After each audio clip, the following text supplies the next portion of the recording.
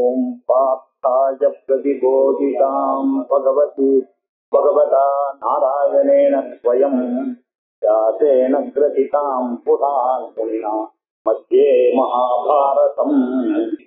அத பஞ்சமோऽध्यायः.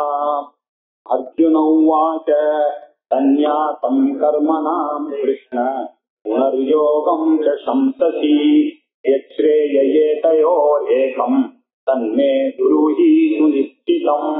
முதல் அத்தியாயத்துல அர்ஜுனனுடைய சோகம் மோகம் பத்தி பார்த்தோம். அதுக்கு பதில் சொல்றது மூலமாக இரண்டாவது அத்தியாயத்துல ஞானத்தை பத்தி பேசினார். அவர் அவ்யக்தோயம் அசிந்தியோயம் அதிகாரியோயம் உச்சதே தஸ்மாத் ஏதத்வயேந்தும் நான் கோச்சித்தும் அர்ஹதி. நீ சோகப்பட வேண்டிய அவசியம் இல்லப்பா, ஏன்னா இதெல்லாம் ஆத்மாவானது எங்கு இருக்கிற ஆத்மா அப்படின்னு ஞானத்தை சொன்னார். அதுக்கப்புறம் நியதம் குரு கர்மத்துவம் அப்படின்னு கர்மாவை பண்ணிதான் ஆகணும் அப்படின்னு சொன்னாரு. அப்புறம் சொல்லி நாலாவது சாப்டர்ல கர்மாவும் வேணுதான். அந்த கர்மாவை யார் பண்ணிட்டு இருக்கிற கிரகஸ்தனா இருக்கட்டும், சன்னியாசியா இருந்தாலும் அவனுக்கும் லோக யாத்திரைக்காக கர்மா பண்ணிட்டு தான் இருக்கணும். ஆகையினால கர்மாவை பண்ணதன் மூலமாகவே இந்த ஞானத்தை அடையலாம். அதனாலேயே சித்த சுத்தி ஏற்படுகிறது. அதுக்கப்புறம் ஞானம் வருது. அவெல்லாம் சன்னியாசிக்கு துல்லியம்தான் அப்படின்ற அர்த்தத்துல போன அத்தியாயத்துல சொன்னார். அது மாத்திரம் சொல்லாம அவர் என்ன பண்ண குரு பரம்பரையும் சொன்னார். எப்படி இந்த வித்யானது அனாதி காலமா வருஷமா வந்துட்டு இருக்கு. இது இன்னைக்கா இந்த மகாபாரத காலம் 5000 4000 சொல்ல முடியாது. ஏன்னா நம்மளுடைய யுக கணக்கெல்லாம் பார்த்தா 17,220 லட்சமானது ஒரு யுகம் இருக்கு. ஸோ போன யுகத்துல நடந்திருக்குன்னா இந்த கணக்கெல்லாம் சரியா வராதுப்பா அப்படின்னு சொன்னார். சொல்லிட்டு பகவானுடைய கர்மாவும் ஒண்ணு இருக்கு அப்படின்னா, பகவானுக்கும் கர்மா இருக்கா அப்படின்னா இருக்கு. அவர் என்ன பண்றார், தர்மத்தை சம்ஸ்தாபனம் பண்ணுவதற்காக அவரும் என்ன பண்றாரு, அவதாரமாக அவரே அவருடைய லீலையாக வருகிறார். நம்மள மாதிரி கர்மாவை பேஸ் பண்ணி இல்லாமல் அவர் ஆன் ஹிஸ் ஓன் அவர் அவதாரத்தை எடுக்கிறார். எடுத்து சிஷ்டர்களை பரிபாலனம் பண்ணி துஷ்டர்களை நிவாரணம் பண்ணி இந்த உலகத்துக்கு வழி காமிக்கிறார் அப்படின்னு சொன்னார். இந்த விஷயத்தை யார் அறிகிறானோ அவனுக்கே மோட்சம் அப்படின்னு வேற சொன்னார்.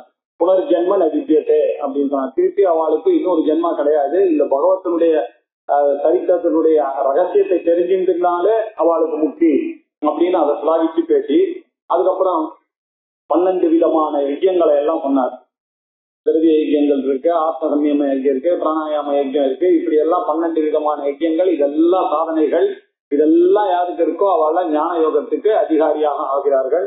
ஞான யோகத்துல யாருக்கு தத்துவமசியாதி உபதேசங்கள் வருகிறதோ அவர்கள் தான் இந்த ஆத்மாவை உணர்ந்து ஞானியா போறாங்க. இதுதான் நம்மளுடைய கோல் அப்படின்னு சொல்லி அதை எப்படி அறிஞ்சுக்கணும்னா தத்வித்தி பிரதிபாதேன பரிப்பிரஷ்னேன தேவையான ஒரு குரு கிட்ட போய் அதை பிரச்சனம் பண்ணி தான் நீ தெரிஞ்சுக்கணும். அதுக்கு வேற வழியே கிடையாதுப்பா அப்படின்னு சொன்னார். சொல்லி ஞானத்தினால இது ரொம்ப பவித்திரமான விஷயம். இந்த வேதாந்த ஞானம்ன்றது அந்த ஞானத்தினாலதான் உங்களுடைய எல்லா கர்மாவும் பஸ்வமா ஆயிடுறது அப்படின்னு சொன்னாரு. ஆனால் இந்த ஞானம்ன்ற கத்தியை வச்சுட்டு உங்ககிட்ட இருக்கக்கூடிய சந்தேகங்கள்லாம் ஏதாவது இருந்ததுன்னா அந்த சந்தேகங்கள்லாம் வரதான் வரும். அந்த ஞானம்ன்ற கத்தியினால அந்த சந்தேகங்களை எல்லாம் வெட்டி வீழ்த்தணும் அப்படின்னு சொல்லி எல்லாம் சொல்லிட்டு ஆகையினாலதான் சொல்றேன் நீ யுத்தத்துக்கு போ அப்படின்னு கடைசியா முடிச்சுட்ட. அப்படின்னா என்ன சொன்னாக்க அதெல்லாம் இருந்தாலும் நீ கர்மாவை பண்ணு அப்படின்னு சொன்னார். இப்போ நமக்கு என்ன தெரியுது, ஞானத்தை அடையணும்னா 2 சாதனங்கள்னு தெரியுது. கர்மயோகம்னு ஒண்ணு இருக்கு, ஞான யோகம்னு ஒண்ணு இருக்கு. இந்த கர்மயோகம் அப்படின்ற இந்த சாதனைகள் கர்மயோகம்னு சொன்னாக்க அதுல தியான யோகம், பக்தி யோகம், பதஞ்சலியினுடைய யோகம் எல்லாமே அதுல இன்க்ளூட் கர்மயோகத்துல. ஆனா இந்த பக்தி யோகத்துல மட்டும் ஒரு சின்ன வித்தியாசம் இருக்கு. ஏன்னா சொஸ்வரூப அனுசந்தானம் தேவ பக்தி கதிரியேன்னு விவேக் சூடாமணியாதி கிரந்தங்கள்லாம் அவர் சொல்லியிருக்காரு. அதனால அந்த மாதிரி யாரு பக்தி பண்றானோ, உத்தமமான பக்தியாக யாரு பண்றானோ அது ஞானத்துலதான் சேர்க்க அப்படின்னு சொன்னார். பாக்கி எல்லாம் கர்மயோகத்துலதான் அடக்கம். இதெல்லாம் ஒரு சாதனை. இந்த சாதனைகளுக்கு சாத்தியம் என்ன அப்படின்னு கேட்டா ஞான யோகத்துக்கு இவன் பிரவேசிக்கிறதுக்கான சாதனைகள் இதெல்லாம் கர்மயோகங்கள்லாம்.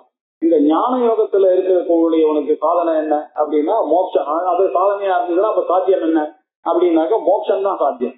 அவனுக்கு மோட்சம் வேணுமே ஆனால் ஞான யோகம் அவசியம், ஞான யோகம் வேணுமே ஆனால் கர்மயோகம் அவசியம் இப்படின்னு சொல்லி முடிச்சாரு. இந்த ஞான யோகத்தை அடைவதற்கு இந்த மெத்தட்ல வந்து சாய்ஸே கிடையாது நமக்கு. உங்களுக்கு எப்படி அப்படின்னு சொன்னாக்க, இந்த சாதனைகளுக்கு நடுவுல விகல்பமே கிடையாது. நீங்க வந்து கர்மயோகம் பண்ணா உங்களுக்கு மோட்சம் கிடைக்காது. நிச்சயமா அந்த கர்ண சுத்தி ஞான யோகம் தான் கிடைக்கும். ஞான யோகத்துல இருக்கிறவாளுக்கு மோட்சமானது கிடைக்கும். அப்படின்றதுனால இங்க சாய்ஸ் இல்லை.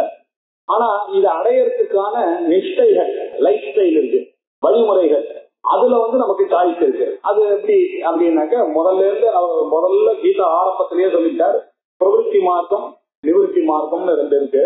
அதுல பிரவருத்தி மார்க்கத்துல இருக்கிறவர்கள் கிரகஸ்தர்கள் இருக்காங்க, நிவர்த்தி மார்க்கத்திற்கு போறவர்கள் சில பேர் இருக்காங்க.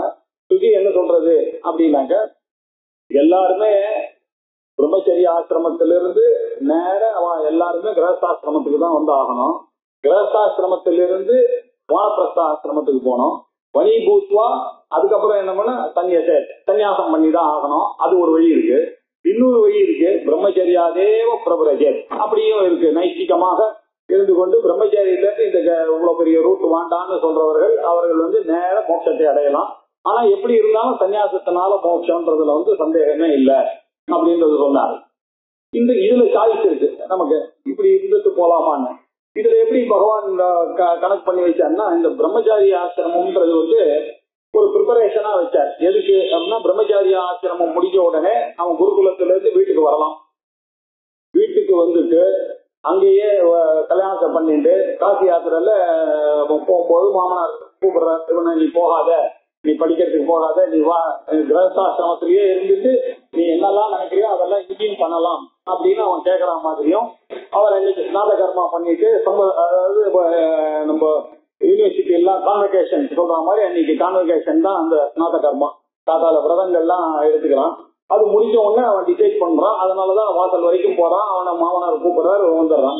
இப்படி கிரகஸ்தாசிரமத்துல பிரவேசிக்கிறான். அது ஒரு ப்ரிப்பரேஷனா இருக்கு அந்த பிரம்மச்சாரி ஆசிரமம் அப்படின்றது. அதுக்கப்புறம் சில பேர் என்ன பண்ணா, வீட்டுக்கு வராதுக்கு இஷ்டம் இல்லை, அவன் குரு சேவை பண்ணிட்டு நான் நைஷ்டிகமாகவே பிரம்மச்சாரியா இருக்கேன், என்னுடைய நிஷ்டையே இந்த பிரம்மச்சரியத்தை அப்படியே மெயின்டைன் பண்றதுதான் தவிர அதை நான் வந்து காம்ப்ரமைஸ் பண்ண விரும்பல அப்படின்னு சொல்றவர்கள் அங்க போய் சன்னியாசத்தை வாங்கிட்டு நேர ஞானத்துக்கு போயிடும். இப்படி 2 விதமான பிரவருத்தி மார்க்கம் நிவர்த்தி மார்க்கம். அந்த இதுல வானப்பிரஸ்தம் ஒரு ஆசிரமம் நடுவுல இருக்கு. கிரகஸ்தாசிரமம் வந்து உள்ள பிரவேசிச்சாங்கன்னா அதுலயே இருந்துட்டே இருக்கலாமா, அதுவும் கூடாது.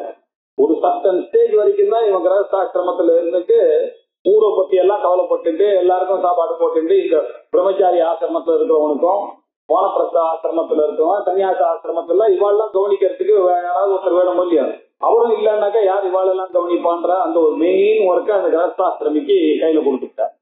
கொடுத்ததோட இல்லாம வானப்பிரஸ்த ஆசிரமம்னு ஒண்ணு, அது எதுக்குன்னா இந்த சன்னியாச ஆசிரமத்துக்கு ப்ரிப்பரேட்டரியா அதை கொடுத்தாரு. எப்படி கிரகஸ்தாசிரமத்துக்கு பிரம்மச்சாரிய ஆசிரமமானது ப்ரிப்பரேஷனா இருக்கோ, சன்னியாச ஆசிரமத்துக்கு இந்த வானப்பிரஸ்த ஆசிரமத்தை ப்ரிப்பரேஷனா அப்படி பண்ணிட்டார் பகவான். இப்படி இருக்கிற மாதிரி தான் சாஸ்திரங்கள் எல்லாம் வரையறுக்கப்பட்டு இப்படிதான் போயிட்டு இருக்கணும். ஆனா கடைசியில 2 பேர்ல விவாதம் இது இல்லாத விஷயம் என்னன்னா, சன்னியாசத்தினால மோட்சம் வாங்கித்தான் ஆகணும், மோட்சம் வேணும்னா இப்படிதான் பண்ணி ஆகணும் அப்படின்னு சொன்னாரு. இதுக்கு 2 வழிகள் சொன்னார், பிரவருத்தி யோகத்தி. அதுல சாய்ஸ் இருக்கு, எது வேணாலும் நீங்க சூஸ் பண்ணிக்கலாம். ஆனா இந்த கர்ம யோகத்தின் மூலமா தான் ஞான யோகம் வரும், ஞான யோகத்தின் மூலமா தான் மோட்சம் வருங்கிறதுல சாய்ஸ் கிடையாது அப்படின்னு இத மொத்தமா இதை தீர்மானம் பண்ணார். தீர்மானம் பண்ண உடனே கூட அர்ஜுனனுக்கு சந்தேகம் வருது. ஏன்னா இவர் என்ன சொன்னாருன்னாக்கா, கர்மபலா சங்கம் நித்திய திருப்தோ நிராஸ்ரயா கர்மண்யபி பிரவருத்தோபி இவ கிஞ்சித் கரோதி சஹா அப்படின்னு சொல்லியிருக்காரு. அப்படின்னா நீ கிரகஸ்தாசிரமத்துல இருந்தாலும் அவரை நிராசிரியாமனா இருந்து எதையும் ஆசிரியிக்காம இருந்து கொண்டு, நித்திய திருப்தனாக இருந்து கொண்டு, பலத்துல ஆசை இல்லாமல் இருந்து கொண்டு கர்மாவை பண்ணினாலும், கர்மாவை பண்ணினா கூட இந்த கர்மாவானது அவனை ஒட்டுவதில்லை. அவன் கிஞ்சித் கரோதி சஹா, அவன் எதுவும் செய்த மாதிரி கணக்கு இல்லை அப்படின்னு சொல்லி கிரகஸ்தாசிரமத்தை சொன்னார். சொல்லி அதுக்கு அடுத்த லைனே என்ன சொல்லிட்டாரு, நிராசீரியத சித்தாத்மா சர்வ பரிகிரஹா, இவன் எல்லாத்தையும் தியாகம் பண்ணி இந்த புத்தேசனா வித்தேசனா லோகேஷனான்னு இந்த 3த்தையும் இவன் விட்டுத்தான் ஆகணும் அப்படின்னு சன்னியாசிக்கு ஒரு உபதேசம் பண்ணிருக்காரு. ஒரு பக்கம் பார்த்தா கிரகஸ்தனுக்கும் மோட்சத்துக்கு இப்படிதான் பண்ணணும்னு சொன்னார். இன்னொரு பக்கம் இந்த யோசனைகள்லாம் உனக்கு இருக்கக்கூடாது, அப்பதான் அந்த சன்னியாசத்தினா சன்னியாசத்தை இவர் விதிக்கிறாரா இல்ல கிரகஸ்தாசிரமத்தை விதிக்கிறாரா அப்படின்னு அவனுக்கு ஒரு சந்தேகம் வந்துருச்சு. இல்லையா, ரெண்டுத்தையும் சொன்னா ரெண்டும் ஒண்ணுதான் அப்படின்னு பின்னாடி சொல்ல போறாரு. ரெண்டுத்துக்கும் ஒரே வழிதான். இந்த கிரகஸ்தாசிரமத்துல என்ன விசேஷம்னாக்கா பூனல் விசேஷம். இந்த பூனல் வச்சுருக்காங்க. இந்த பூனல் இருக்கிற வரைக்கும், இந்த தலையில சிகை இருக்கிற வரைக்கும் அவனால எந்த கர்மாவையும் விட முடியாது. அவன் எல்லா பாராயணங்களையும் பண்ணிதான் ஆகணும். வீட்டுல சந்தியாதி கர்மாக்கள்லாம் அவன் பண்ணிட்டு தான் ஆகணும். இப்படி பண்ணி பண்ணி பண்ணி அவனுடைய சித்த சுத்தி வருது. சரி, அப்ப சன்னியாசிக்கு என்ன அப்படின்னா அவனையும் சும்மா விடல, அங்கேயும் தண்டத்தை அவன் கையில கொடுத்துட்டு, இங்க எப்படி நம்ம தர்ப்பணம் பண்றோமோ அவனுக்கு தண்டத்தை வச்சுட்டு தர்ப்பணங்கள் அதெல்லாம் விதிச்சிருக்கு. இவனுக்கு நம்ம சிவாய அம்பாள் நாராயணன் இவனுக்கு தேவதைகளை வச்சு உபாசனை சகுன உபாசனை விதிச்சிருக்கு. அவனுக்கு என்ன பண்ணாரு அதெல்லாம் கிடையாது. ஆனா ஓங்கார உபாசனை வச்சு. ஸோ மொத்தத்துல இங்கேருந்து பார்த்தா இக்கரைக்கு அக்கறை பச்சை, அக்கறைக்கு இக்கரை பச்சை ரெண்டுத்துலயும் இருக்கு. அதனால இது பெரிய விஷயமே இல்லை. இதுலயும் இருந்து கொண்டு நீங்க ஞானத்தை அபியசிக்கலாம் அப்படின்றதுக்கு நமக்கு ஜனகரனுடைய எக்ஸாம்பிள் எடுத்திருந்தார். இவர் இப்பெல்லாம் ஜனகர் இல்லையா, இங்கேயும் இருந்தார். அவர் ஜனகர் எப்படி இருந்தார் அப்படின்னாக்க, அவர் ஒரு நாள் கிளாஸுக்கு போயிருக்கோம். யாஜ்ஞவல்கியர் கிளாஸ் எடுத்துட்டு இருக்கும்போது சன்னியாசிகளுக்கு எல்லாம் ஒரு பழக்கம் ஒண்ணு, இந்த கிரகஸ்தர்களை கொஞ்சம் துச்சமா பாக்குறதுன்ற ஒரு வழக்கம் அது இருக்கு அந்த காலத்துல. இவெல்லாம் ரொம்ப வீக் பர்சன்ஸ், நாங்கெல்லாம் ரொம்ப ஸ்ட்ராங்குன்னு பண்ணிட்டே இருக்கிறது பார்த்தாரு குரு. இவாளுக்கு நல்ல ஒரு பாடத்தை கற்பிக்கணும், ஜனகரனுடைய கிரேட்னஸ் இவாளுக்கு சொல்லணுன்றதுக்காக ஒரு இல்யூஷன்ல என்ன பண்ணாரு, அங்க பத்திட்டு எறிகிற மாதிரி பண்ணாரு. உடனே இந்த சன்னியாசிகள்லாம் என்ன வயம் வந்துருதுன்னா, என்னடா இருக்கிறது ஒரு குட்டியில தான் நமக்கு இருக்கு, அங்க அந்த தேச்செட்டு எரியறது இங்க இருக்கிறது ஒரே ஒரு ட்ரெஸ் தான் இருக்கு, அது நாளைக்கு என்ன பண்ண கிடுகிடுன்னு எங்க இதை வரன்ட்டு ஓடினாலும் ஜனகரனுடைய பேலஸ் எரியறதுன்ற நியூஸ் வந்தோடனே ஜனகர் அந்த பாடத்தை முடிச்சுட்டு தான் அப்புறம் கவனிப்பேன், நீங்க முதல்ல கண்டினியூ பண்ணுங்க அப்படின்னு சொன்ன உடனே இவெல்லாம் போய் அங்க பார்த்தோடனே இதெல்லாம் ஒண்ணு இல்லைன்னு தெரிஞ்சுக்கணும்னு பார்த்தா அப்பவும் ஜனகர் உட்காந்து பாடம் கேட்டு இருக்காராம்.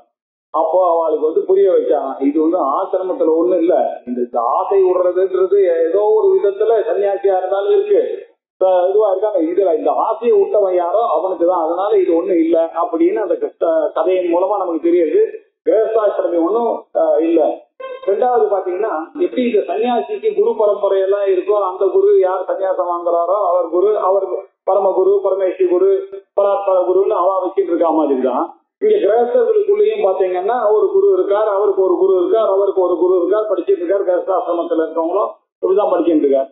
இன்னும் பாத்தீங்கன்னாக்கா சாஸ்திரத்து உள்ள டீப்பா போய் பார்த்தோம்னா அந்த காலத்துல அவ்வளவு சன்னியாசிகள்லாம் இருந்தா மாதிரியே தெரியல. நம்மளுடைய ரிஷிகள்லாம் வசிஷ்டரோ விஸ்வாமித்திரரோ எல்லாம் எப்படி இருந்திருக்காங்கன்னா கிரகஸ்தர. அதுல முண்டகோபனிஷத்து ஆரம்பிக்கிறது அதர்வாய ஜேஷ்ட புத்திராய பிராக. பிரம்மா தன்னுடைய ஜேஷ்ட புத்திரனான அதர்வானுக்கு சொன்னான் அப்படின்னு இருக்கிறதுனால இந்த பித்ருபுத்திர பரம்பரையில தான் இந்த நாலேஜ் அப்படிதான் வந்திருக்கு அப்படின்னு தெரியுது. அதனால இது கிரகஸ்தாசிரமத்துல இருக்கிறதுனாலதான் வசதின்றதோ கன்னியாசாசிரமத்துல இருக்கிறதுனால வசதின்றதோ இல்ல. ரெண்டுத்துக்கும் வழி இருக்கு. கர்மயோகம் வழியாவும் போலாம், ஞான யோகம் வழியாவும் போலாம். கர்மயோகம் போனா என்னன்னா இவனும் அந்த ஞானத்தை சம்பாதிக்கணும். ஞான யோகத்து உள்ள பிரவேசம் பண்ண விதிஷா சன்னியாசியும் அந்த ஞானத்தை சம்பாதிக்கணும். அந்த ஞானத்தை சம்பாதிச்சாதான் தத்துவமசியாதி ஞானத்தை சம்பாதிச்சாதான் மோட்சம். அந்த தத்துவமசியாதி ஞானமும் எப்படி வந்ததுன்னு பார்த்தா ஆரண்டார் பேட்டகேட்டுக்கு தான் சொன்னாரு, அதுவும் பிள்ளைக்கு தான் சொன்னது. இப்படி நம்ம கிரந்தங்கள்லாம் பார்த்தா இந்த பரம்பரை தான். ஆகையினால இதுல ஒன்றும் விசேஷம் ஒன்றும் இல்லை, ரெண்டு வழியும் ஒண்ணுதான், ஆனா மோட்சத்துக்கு போகணும்ன்றதுன்னு சொல்லியிருக்காரு. சொல்லிட்டு இதுல சந்தேகம் இல்லாம இருந்தது. இவர் திருப்பி கிரகஸ்தனா இருந்தா அது வசதி மாதிரியும், சன்னியாசி கெட்டபடி இவனுக்கு இன்னும் விடுறதுன்றது ரொம்ப கஷ்டம். அவன் எல்லா ஏசனாவையும் விட்டுட்டான். 3 ஏசனாவையும், புத்தன் மேல இருக்கிற ஆசை, பாரியா மேல இருக்கக்கூடிய ஆசை, லோகத்து மேல இருக்கக்கூடிய ஆசை, கர்மா எல்லாத்தையும் விட்டவன் வசதின்னு வேற சொல்றாரு. அப்படின்னா இது ரெண்டுத்துல எது வசதி, எது எனக்கு சொல்ல போறீங்க அப்படின்னாங்க. இது எப்படி நல்ல கோர்ஸான்னு கேட்டான்னு வச்சுங்க. யாராவது 10th கேட்கறான், இப்ப கம்ப்யூட்டர் சயின்ஸ் எடுக்கிறதா காமர்ஸ் எடுக்கிறதான்னா என்ன சொல்றது நம்ம?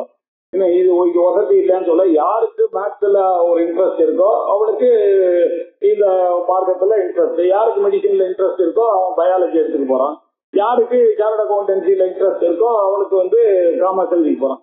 ஸோ இது யார்கிட்ட வருதுன்னா அந்த பர்சனை டிபெண்ட் பண்ணி தான் இங்க தவிர இது வசதி அது வசதின்னு இல்லை.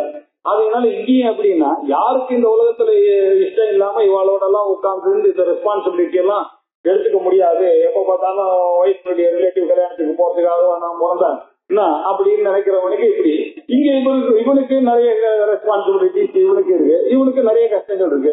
அவருக்கு நாளைக்கு ஒரு உடம்பு சரியில்லைன்னு படுத்தாருனாக்க ஒரு காசு குடிக்கிறதுக்கு ரசம் போடுறதுக்கு கூட அங்க ஆள் இல்லை. அவருக்கு பேசுறதுக்கு கூட ஆள் இல்லை. பேசுறதுக்கு வர சன்னியாசியும் வந்து ஆத்மாவை பத்தி பேசுவானே தவிர ஒரு கவலையை மறந்து சொன்னா இவருக்கு அந்த கவலை இல்லை. ரெண்டுத்திலயும் அட்வான்டேஜஸ், ரெண்டுத்திலயும் டிஸ்அட்வான்டேஜஸ் இருக்கு. அதனால அவாதான் தீர்மானம் பண்றதுக்கு இருக்கும். இவா கிரகஸ்தா. ஆனா சாஸ்திரம் என்ன சொன்னா 2 பேருக்கும் சமமா தான் ட்ரீட் பண்ணிருக்குன்றத கிருஷ்ணர் எஸ்டாப்ளிஷ் பண்ணிட்டாரு அந்த 4வது சாப்டர்ல. கிரகஸ்தனாக இருந்தாலும் அவனுக்கும் மோட்சத்துல வழி இருக்கு. ஏன்னா ஜனகர் இருக்காரு நமக்கு எக்ஸாம்பிள்.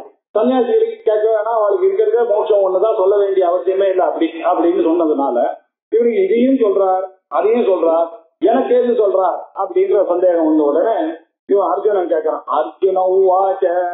அர்ஜுனன் பகவானை பார்த்து கேட்கிறான், சந்நியாசம் கர்மனா கிருஷ்ண புனர்யோகம் சம்சசி. நீங்க சந்நியாசத்தையும் வசதியா பேசுறீங்க, புனா கர்மாவையும் வசதியா, கர்மயோகத்தையும் வசதியா பேசுறீங்க. நீங்க ஒரு பக்கம் சன்னியாசிய குளோரிஃபை பண்றீங்க, ஒரு பக்கம் கிரகஸ்தனை குளோரிஃபை பண்றீங்க. எது ஸ்ரேயா ஏத யோகம், இந்த ரெண்டுத்துல எது ரொம்ப வசதின்றது எனக்கு புரியல. இதுவும் வசதி அதுவும் வசதினா எது வசதி? 2 வசதி இருந்ததுன்னா நான் எதை சூஸ் பண்றது? தத்து அதை மே எனக்கு குருஜி சுனிச்சிதம், நிச்சயமாக ஏதாவது ஒண்ணை நீங்க எடுத்துக்க, 2த்தையும் சொன்னா எனக்கு கன்ஃபியூஷனா இருக்கு அப்படின்னா. இவனுடைய மனசுல என்ன புரிஞ்சுட்டு இருக்கான் அப்படின்னாக்க கேவல சந்நியாசம். ஏன்னா இவன் வந்து அதுதான் அவன் எதிர்பார்த்தான். இதுல இருந்து தப்பிக்கிறதுக்கு, இந்த வார்ல இருந்து தப்பிக்கணும்ன்றதுக்காக இவன் இது எல்லாத்தையும் யோசிக்கவே இல்லை. இந்த விஷயங்கள்லாம் யோசிக்காம, ஐயோ நான் எப்படி பெரியப்பாவை கொள்ளுவேன், நான் எப்படி தாத்தாவை கொள்ளுவேன், நான் எப்படி என்னுடைய கூட பிறந்த ஃப்ரெண்ட்ஸை கொள்வேன், என்னுடைய பசங்களே இங்க சண்டைக்கு வந்திருக்காங்க, இவாளெல்லாம் என்னால வருமே அப்படின்றதுல இதுல இருந்து எஸ்கேப் பண்ணிட்டு போகணும்ன்றதுக்காக சன்னியாசான்னு பேசினா, பிக்ஷா பாடணும் கூட பரவாயில்ல, எனக்கு ராஜ்யம் வேண்டாம், இதெல்லாம் வந்து அந்த வைராக்கியம் தான் நிச்சயமான வைராக்கியம் இல்லை. அதெல்லாம் திருப்பி கொஞ்ச நாள் ஆன உடனே திருப்பி வந்துடும். அதனால அவனுடைய மனசுல கேவல சன்னியாசத்தை மனசுல வச்சுட்டு இருக்கான்.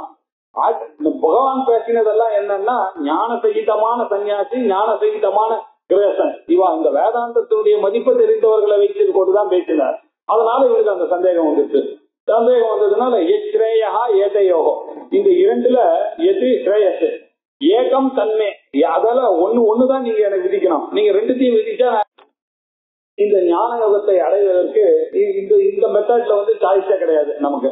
உங்களுக்கு எப்படி அப்படின்னு சொன்னாக்க, இந்த சாதனைகளுக்கு நடுவுல விகல்பமே கிடையாது. நீங்க வந்து கர்மயோகம் பண்ணா உங்களுக்கு மோட்சம் கிடைக்காது. நிச்சயமா அந்த கர்ண சுத்தி ஞான யோகம் தான் கிடைக்கும்.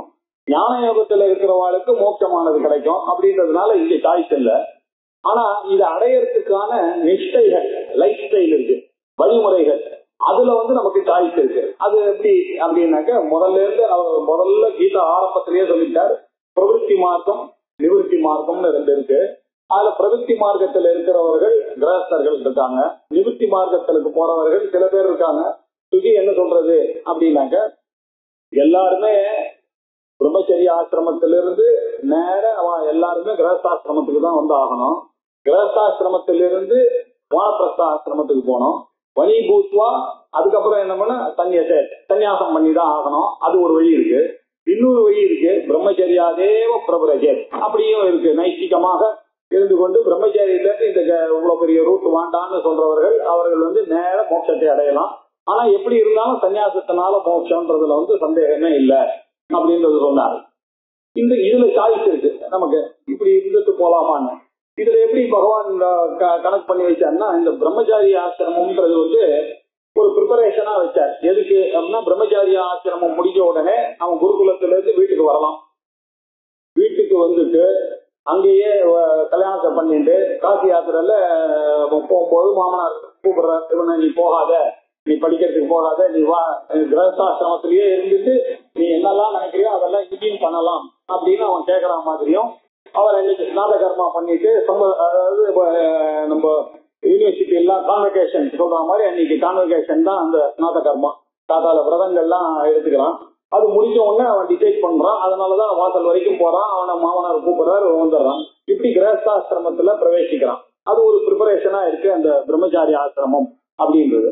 அதுக்கப்புறம் சில பேர் என்ன பண்ணா, வீட்டுக்கு வராதுக்கு இஷ்டம் இல்லை, அவன் குரு சேவை பண்ணிட்டு நான் நைஷ்டிகமாகவே பிரம்மச்சாரியா இருக்கேன், என்னுடைய நிஷ்டையே இந்த பிரம்மச்சரியத்தை அப்படியே மெயின்டைன் பண்றதுதான் தவிர அதை நான் காம்ப்ரமைஸ் பண்ண விரும்பல அப்படின்னு சொல்றவர்கள் அங்க போய் சன்னியாசத்தை வாங்கிட்டு நேர ஞானத்துக்கு போயிடலாம். இப்படி ரெண்டு விதமான பிரவருத்தி மார்க்கம் நிவர்த்தி மார்க்கம். அந்த இதுல வானப்பிரஸ்தம் ஒரு ஆசிரமம் நடுவுல இருக்கு. கிரகஸ்தாசிரமம் உள்ள பிரவேசிச்சாங்கன்னா அதுலயே இருந்துட்டே இருக்கலாமா? அதுவும் கூடாது.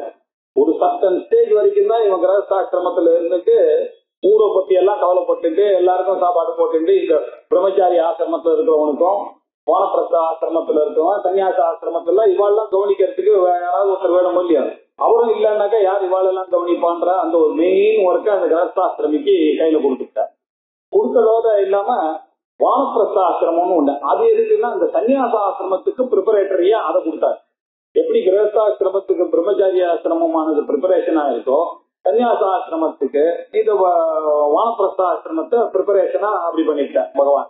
இப்படி இருக்கிற மாதிரி தான் சாஸ்திரங்கள் எல்லாம் வரையறுக்கப்பட்டு இப்படிதான் போயிட்டு இருக்கணும். ஆனா கடைசியில ரெண்டு பேர்ல விவாதம் இது இல்லாத விஷயம் என்னன்னா சன்னியாசத்தினால மோட்சம் வாங்கித்தான் ஆகணும், மோட்சம் வேணும்னா இப்படித்தான் பண்ணி ஆகணும் அப்படின்னு சொன்னாரு. இதுக்கு ரெண்டு வழிகள் சொன்னார், பிரவருத்தி யோகத்தி. அதுல சாய்ஸ் இருக்கு, எது வேணாலும் நீங்க சூஸ் பண்ணிக்கலாம். ஆனா இந்த கர்ம யோகத்தின் மூலமா தான் ஞான யோகம் வரும், ஞான யோகத்தின் மூலமா தான் மோட்சம் வரும்ன்றதுல சாய்ஸ் கிடையாது அப்படின்னு இத மொத்தமா இதை தீர்மானம் பண்ணார். தீர்மானம் பண்ண உடனே கூட அர்ஜுனனுக்கு சந்தேகம் வருது. ஏன்னா இவர் என்ன சொன்னாருன்னாக்கா கர்மபலா சங்கம் நித்திய திருப்தோ நிராஸ்ரய கர்மன் அபிபிரவருத்தோபி இவ கிஞ்சித் கரோபி சஹா அப்படின்னு சொல்லியிருக்காரு. அப்படின்னா நீ கிரகஸ்தாசிரமத்துல இருந்தாலும் அவரை நிராசிரியாமனா இருந்து எதையும் ஆசிரியிக்காம இருந்து கொண்டு நித்திய திருப்தனாக இருந்து கொண்டு பலத்துல ஆசை இல்லாமல் இருந்து கொண்டு கர்மாவை பண்ணினாலும் பண்ணினா கூட இந்த கர்மாவானது அவனை ஒட்டுவதில்லை. அவன் கிஞ்சித் கரோதி சகா, அவன் எதுவும் செய்த மாதிரி கணக்கு இல்லை அப்படின்னு சொல்லி கிரகஸ்தாசிரமத்தை சொன்னார். சொல்லி அதுக்கு அடுத்த லைனே என்ன சொல்லிவிட்டாரு, நிராசீரியத சித்தாத்மா சர்வ பரிகிரஹா, இவன் எல்லாத்தையும் தியாகம் பண்ணி இந்த புத்தேஷனா வித்தேஷனா லோகேஷனான்னு இந்த மூணுத்தையும் இவன் விட்டுத்தான் ஆகணும் அப்படின்னு சன்னியாசிக்கு ஒரு உபதேசம் பண்ணியிருக்காரு. ஒரு பக்கம் பார்த்தா கிரகஸ்தனுக்கும் மோட்சத்துக்கு இப்படிதான் பண்ணணும்னு சொன்னார். இன்னொரு பக்கம் இந்த யோசனைகள்லாம் உனக்கு இருக்கக்கூடாது, அப்பதான் அந்த சன்னியாசத்தினா சன்னியாசத்தை இவர் விதிக்கிறாரா இல்ல கிரகஸ்தாசிரமத்தை விதிக்கிறாரா அப்படின்னு உனக்கு ஒரு சந்தேகம் வந்துருச்சு. இல்லையா? ரெண்டுத்தையும் சொன்னா ரெண்டும் ஒண்ணுதான் அப்படின்னு பின்னாடி சொல்ல போறாரு. ரெண்டுத்துக்கும் ஒரே வழிதான்.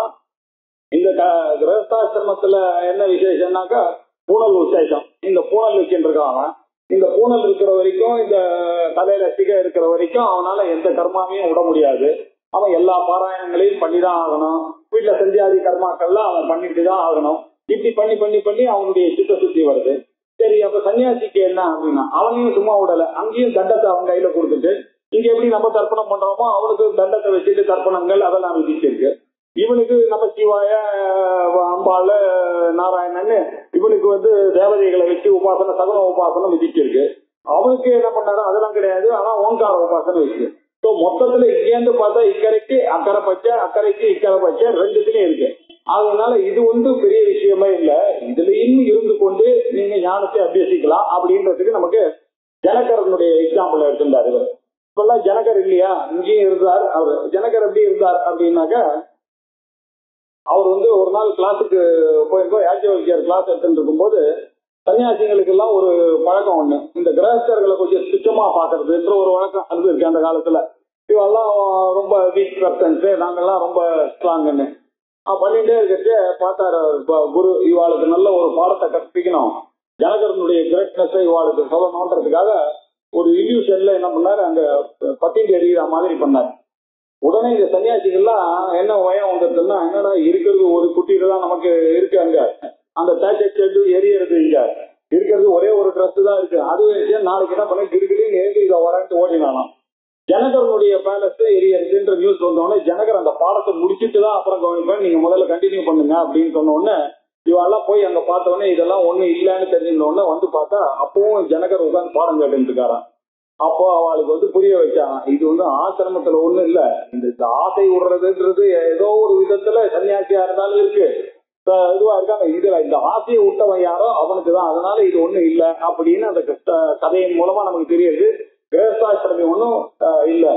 ரெண்டாவது பாத்தீங்கன்னா, எப்படி இந்த சன்னியாசிக்கு குரு பரம்பரையெல்லாம் இருக்கோ, அந்த குரு யார் சன்னியாசம் வாங்குறாரோ அவர் குரு, அவர் பரமகுரு, பரமேஸ்வரி குரு, பராத்பர குருன்னு அவா வச்சுட்டு இருக்கா மாதிரி தான் இங்க கிரகஸ்தர்களுக்குள்ளேயும் பாத்தீங்கன்னா ஒரு குரு இருக்கார், அவருக்கு ஒரு குரு இருக்கார், அவருக்கு ஒரு குரு இருக்கார், படிச்சுட்டு இருக்காரு. கிரகஸ்தாசிரமத்துல இருக்கவங்களும் இப்படிதான் படிச்சுட்டு இருக்காரு. இன்னும் பாத்தீங்கன்னாக்கா சாஸ்திரத்து உள்ள டீப்பா போய் பார்த்தோம்னா அந்த காலத்துல அவ்வளவு சன்னியாசிகள்லாம் இருந்தா மாதிரியே தெரியல. நம்மளுடைய ரிஷிகள்லாம் வசிஷ்டரோ விஸ்வாமித்திரரோ எல்லாம் எப்படி இருந்திருக்காங்கன்னா கிரகஸ்தர. அதுல முண்டகோபனிஷத்து ஆரம்பிக்கிறது அதர்வாய ஜேஷ்ட புத்திராய பிராக. பிரம்மா வந்து தன்னுடைய ஜேஷ்ட புத்திரனான அதர்வாவுக்கு சொன்னான் அப்படின்னு இருக்கிறதுனால இந்த பித்ருபுத்திர பரம்பரையில தான் இந்த நாலேஜ் அப்படிதான் வந்திருக்கு அப்படின்னு தெரியுது. அதனால இது வந்து கிரகஸ்தாசிரமத்துல இருக்கிறதுனாலதான் வசதின்றதோ கன்னியாசாசிரமத்துல இருக்கிறதுனால வசதின்றதோ இல்ல. ரெண்டுத்துக்கும் வழி இருக்கு. கர்மயோகம் வழியாவும் போலாம், ஞான யோகம் வழியாவும் போலாம். கர்மயோகம் போனா என்னன்னா இவனும் அந்த ஞானத்தை சம்பாதிக்கணும். ஞான யோகத்து உள்ள பிரவேசம் பண்ண விகிதிஷா சன்னியாசியும் அந்த ஞானத்தை சம்பாதிக்கணும். அந்த ஞானத்தை சம்பாதிச்சாதான் தத்துவமசியாதி ஞானத்தை சம்பாதிச்சாதான் மோட்சம். அந்த தத்துவமசியாதி ஞானமே எப்படி வந்ததுன்னு பார்த்தா அரங்கர் பேட்டகேட்டுக்கு தான் சொன்னாரு, அதுவும் பிள்ளைக்கு தான் சொன்னது. இப்படி நம்ம கிரந்தங்கள்லாம் பார்த்தா இந்த பரம்பரை தான். ஆகையினால இதுல ஒன்றும் விசேஷம் ஒன்றும் இல்லை. ரெண்டு வழியும் ஒண்ணுதான், ஆனா மோட்சத்துக்கு போகணும்ன்றதுன்னு சொல்லியிருக்காரு. சொல்லிட்டு இதுல சந்தேகம் இல்லாம இருந்தது. இவர் திருப்பி கிரகஸ்தனா இருந்தா அது வசதி மாதிரியும், சன்னியாசி கெட்டபடி இவனுக்கு இன்னும் விடுறதுன்றது ரொம்ப கஷ்டம். அவன் வந்து எல்லா ஏசனாவையும் விட்டுட்டான். 3 ஏசனாவையும், புத்திரன் மேல இருக்கிற ஆசை, பாரியா மேல இருக்கக்கூடிய ஆசை, லோகத்து மேல இருக்கக்கூடிய ஆசை, கர்மா எல்லாத்தையும் விட்டவன் வசதின்னு வேற சொல்றாரு. அப்படின்னா இது ரெண்டுத்துல எது வசதி, எது எனக்கு சொல்ல போறீங்க அப்படின்னாங்க. இது எப்படி நல்ல கோர்ஸான்னு வந்து கேட்டான்னு வச்சுங்க. யாராவது வந்து 10th வந்து கேட்கறான், இப்ப கம்ப்யூட்டர் சயின்ஸ் எடுக்கிறதா காமர்ஸ் எடுக்கிறதான்னா என்ன சொல்றது நம்ம? இது வசதி இல்லைன்னு சொல்ல. யாருக்கு மேத்ஸ்ல ஒரு இன்ட்ரெஸ்ட் இருக்கோ அவனுக்கு இந்த மார்க்கத்துல இன்ட்ரெஸ்ட், யாருக்கு மெடிசின்ல இன்ட்ரெஸ்ட் இருக்கோ அவன் பயாலஜி எடுத்துட்டு போறான், யாருக்கு சார்ட் அக்கௌண்டன்சில இன்ட்ரெஸ்ட் இருக்கோ அவனுக்கு வந்து காமர்ஸ் எழுதிட்டு போறான். இது யார்கிட்ட வருதுன்னா அந்த பர்சனை டிபெண்ட் பண்ணி தான் இங்க தவிர இது வசதி அது வசதின்னு இல்லை. அதனால இங்கேயும் எப்படின்னா யாருக்கு இந்த உலகத்துல இஷ்டம் இல்லாம இவாளோட எல்லாம் உட்கார்ந்து இந்த ரெஸ்பான்சிபிலிட்டி எல்லாம் எடுத்துக்க முடியாது. எப்ப பார்த்தாலும் ஒய்ஃபுடைய ரிலேட்டிவ் கல்யாணத்துக்கு போறதுக்காக நான் பிறந்தேன் என்ன அப்படின்னு நினைக்கிறவனுக்கு இப்படி இங்க இவனுக்கு நிறைய ரெஸ்பான்சிபிலிட்டிஸ் இவனுக்கு இருக்கு, இவனுக்கு நிறைய கஷ்டங்கள் இருக்கு. அவருக்கு நாளைக்கு ஒரு உடம்பு சரியில்லைன்னு படுத்தாருனாக்க ஒரு காசு கொடுக்கறதுக்கு ரசம் போடுறதுக்கு கூட அங்க ஆள் இல்லை. அவருக்கு பேசுறதுக்கு கூட ஆள் இல்லை. பேசுறதுக்கு வர சன்னியாசியும் வந்து ஆத்மாவை பத்தி பேசுவானே தவிர ஒரு கவலையை மறந்து சொன்னா இவருக்கு அந்த கவலை எல்லாம் இல்லை. ரெண்டுத்திலயும் அட்வான்டேஜஸ், ரெண்டுத்திலயும் டிஸ்அட்வான்டேஜஸ் இருக்கு. அதனால அவாதான் தீர்மானம் பண்றதுக்கு இருக்கும். இவா கிரகஸ்தாசி. ஆனா சாஸ்திரம் என்ன சொன்னா 2 பேருக்கும் சமமா தான் ட்ரீட் பண்ணிருக்குன்றத கிருஷ்ணர் எஸ்டாப்ளிஷ் பண்ணிட்டாரு அந்த 4வது சாப்டர்ல. கிரகஸ்தனாக இருந்தாலும் அவனுக்கும் மோட்சத்துல வழி இருக்கு. ஏன்னா ஜனகர் இருக்காரு நமக்கு எக்ஸாம்பிள். சன்னியாசிகளுக்கு கேட்க வேணா, அவளுக்கு இருக்கிறத மோட்சம் ஒண்ணுதான், சொல்ல வேண்டிய அவசியமே இல்லை அப்படின்னு சொன்னதுனால இவனுக்கு இதையும் சொல்றார் அதையும் சொல்றார், எனக்கு எது சொல்றார் அப்படின்ற சந்தேகம் வந்த உடனே இவன் அர்ஜுனன் கேட்கறான். அர்ஜுனன் பகவானை பார்த்து கேட்கிறான், சந்நியாசம் கர்மனா கிருஷ்ண புனர்யோகம் சம்சசி. நீங்க சந்நியாசத்தையும் வசதியா பேசுறீங்க, புனः கர்மாவையும் வசதியா கர்மயோகத்தையும் வசதியா பேசுறீங்க. நீங்க ஒரு பக்கம் சன்னியாசிய குளோரிஃபை பண்றீங்க, ஒரு பக்கம் கிரகஸ்தனை குளோரிஃபை பண்றீங்க. எது ஸ்ரேயா ஏத யோகம், இந்த ரெண்டுத்துல எது ரொம்ப வசதின்றது எனக்கு புரியல. இதுவும் வசதி அதுவும் வசதினா எது வசதி? 2 வசதி இருந்ததுன்னா நான் எதை சூஸ் பண்றது? தத்து அதை மே எனக்கு குருஹி சுனிச்சிதம், நிச்சயமாக ஏதாவது ஒண்ணை நீங்க எடுத்துக்க, 2த்தையும் சொன்னா எனக்கு கன்ஃபியூஷனா இருக்கு அப்படின்னா. இவனுடைய மனசுல என்ன புரிஞ்சுட்டு இருக்கான் அப்படின்னாக்க கேவல சந்நியாசம். ஏன்னா இவன் வந்து அததான் அவன் எதிர்பார்த்தான். இதுல இருந்து தப்பிக்கிறதுக்கு, இந்த வார்ல இருந்து தப்பிக்கணும்ன்றதுக்காக இவன் இது எல்லாத்தையும் யோசிக்கவே இல்லை. இந்த விஷயங்கள்லாம் யோசிக்காம ஐயோ நான் எப்படி பெரியப்பாவை கொள்ளுவேன், நான் எப்படி தாத்தாவை கொள்ளுவேன், நான் எப்படி என்னுடைய கூட பிறந்த ஃப்ரெண்ட்ஸை கொள்வேன், என்னுடைய பசங்களே இங்க சண்டைக்கு வந்திருக்காங்க, இவாளெல்லாம் என்னால வருமே அப்படின்றதுல இதுல இருந்து எஸ்கேப் பண்ணிட்டு போகணும்ன்றதுக்காக சன்னியாசான்னு பேசினா பிக்ஷா பாடணும் கூட பரவாயில்ல, எனக்கு ராஜ்யம் வேண்டாம். இதெல்லாம் வந்து அந்த வைராக்கியம்னா நிச்சயமான வைராக்கியம் இல்லை. அதெல்லாம் திருப்பி கொஞ்ச நாள் ஆன உடனே திருப்பி வந்துடும். அதனால அவனுடைய மனசுல கேவல சந்நியாசத்தை மனசுல வச்சுட்டு இருக்கான். பகவான் பேசினதெல்லாம் என்னன்னா ஞான சகிதமான சன்னியாசி, ஞான சகிதமான கிரேசன். இவா இந்த வேதாந்தத்தினுடைய மதிப்பை தெரிந்தவர்களை வைத்து கொண்டுதான் பேசினார். அதனால இவருக்கு அந்த சந்தேகம் வந்துச்சு. சந்தேகம் வந்ததுனால எஸ்ரேயா ஏதையோகம், இந்த இரண்டுல எது ஸ்ரேயஸ் ஏகம் தன்மை, அதெல்லாம் ஒண்ணுதான் நீங்க எனக்கு விதிக்கணும். நீங்க ரெண்டுத்தையும் விதிச்சா நான் எனக்கு கன்ஃபியூஸ் ஆயிடுவேன். ரெண்டுத்தையும் சொன்னா அதனால புருகி சொல்லுங்கள் சுநிச்சிதம், நல்ல சுட்டு நிச்சயமா நீங்க சொல்லுங்க அப்படின்னு அவரை பகவான கேட்டான். அவர் என்ன சொன்னார், இவ்வளவு நேரம் கதையை கேட்டு இப்படி கேட்டிய, நான் என்ன சொல்றேன்றது இன்னொரு தடவை சொல்றேன் புரியுற மாதிரி. ஸ்ரீ பகவான் உவாச்ச, பகவான் அதுக்கு பதில் சொல்ற, சந்நியாச கர்மயோகஸ்ச நிஸ்ரேயசகரௌ உபௌ தயோஸ்து கர்ம சந்நியாசாத் கர்மயோகோ விசிஷ்யதே. நீ கேட்டதுக்கு பதிலையும் சொல்றேன் நானு. இந்த மாதிரி மைண்ட் இருக்கிறவங்களுக்கு சந்தேகம்